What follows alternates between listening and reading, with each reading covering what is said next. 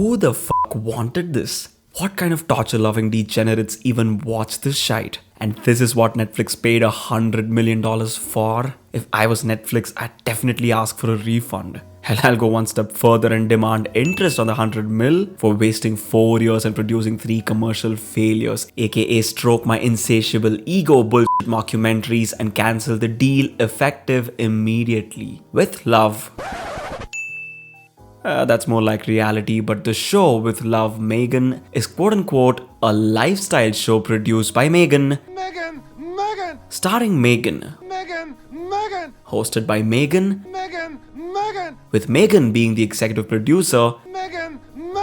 Where Meghan cooks food for Meghan's celebrity friends. While Meghan shares her timeless wisdom with us. More like useless wisdom. A show which no other being in the universe except Meghan wanted. Well, what else can a 43-year...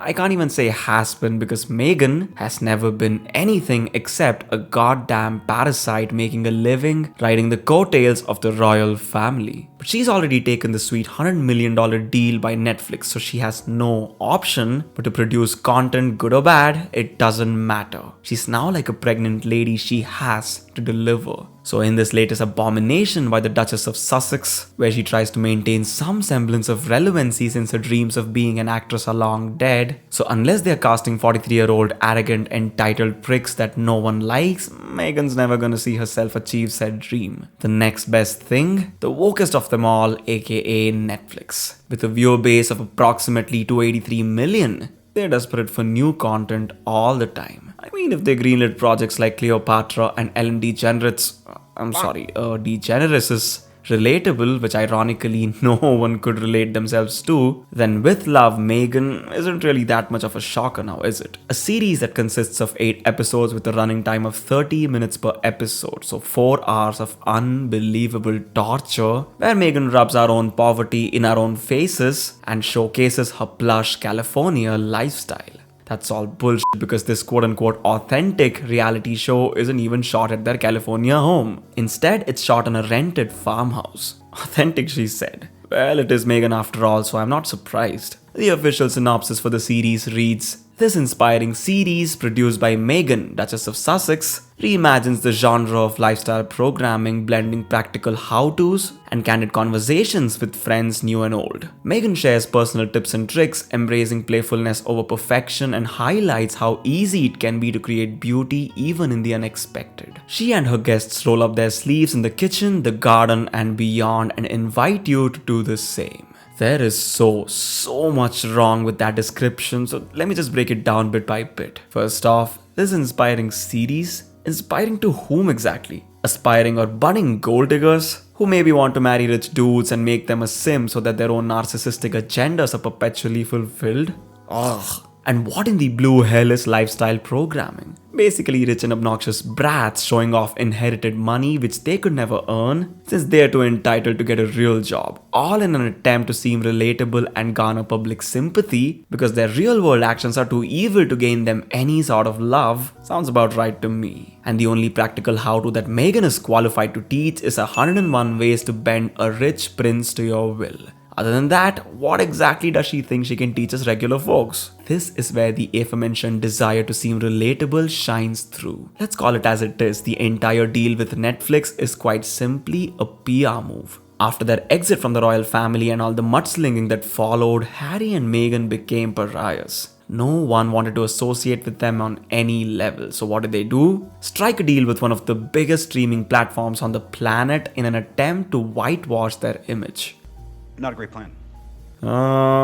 Who's gonna tell them, guys? And Meghan's personal tips and tricks, what on God's green earth is that? I can't imagine. This is laughable at best. What tips and tricks are they talking about? I think that they mean decor and stuff, but seriously? Is this what passes on for paid content in 2025? I can highlight 500 YouTube videos which are 10 times better than this pretentious shite made by real homemakers who are actually passionate about what they do. And to add insult to injury, Meghan will bestow upon us her ancient knowledge of the culinary arts, so that us peasants will finally know the pleasures of fine dining. Exciting, isn't it?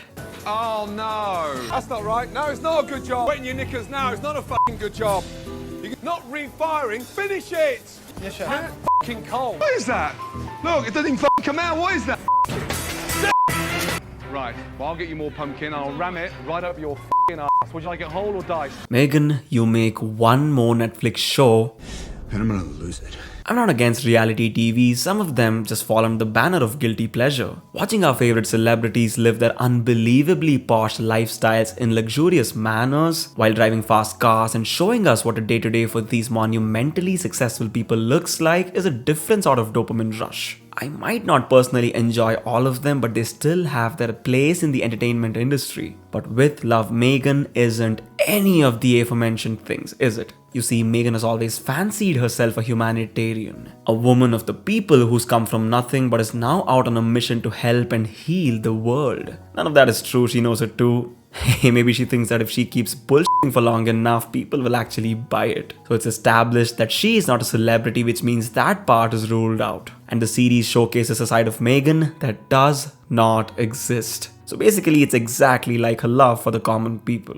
What it tries to do, as I said before, is paint a false picture of Meghan Markle as a person. Her narcissism is legendary at this point. She's broken the royal family into pieces, turned Prince Harry into a joke. She's falsely accused the members of the royal family of being racist and lost her believability in the eyes of the public completely because her lies were exposed. And the entire barrage of shows that are made for one and one purpose only, PR damage control, which means every single action is carefully scripted, controlled, and then executed. Which then means nothing about this quote-unquote reality show is real. So Netflix are basically charging people money to watch a show where a sort of a parody version of Meghan will be showcased in order for the folks to change their perception about who she is as a person.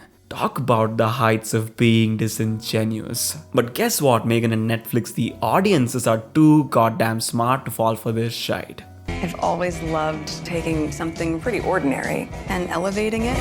Isn't that exactly what the royal family did for her? Take notes, guys, she's speaking from experience. And the chances of this show becoming any kind of success are bleak at best. Because out of the 4 shows that Meghan and Harry have previously produced, only one has been an actual success. And that's the reason. When the first show named Harry and Meghan aired, the couple had just recently parted ways from the royal family, which meant that the people were super interested in the details and all the dirty laundry that was in the tabloids all the time. So when the show came out and Harry and Meghan aired the aforementioned dirty laundry themselves, people tuned in. And once everything was out, that was it, which is exactly why every subsequent show has been a dud. People are just not interested in knowing Harry and Meghan because honestly, they don't seem like people who are worth knowing anyways. Granted that it's a tough pill to swallow for the couple, but the sooner they do, the sooner we can be rid of their attempts to convince us of a false notion. And as far as this pathetic attempt at being liked is concerned, I've had more than I can bear for one lifetime in this trailer itself, so I'm out.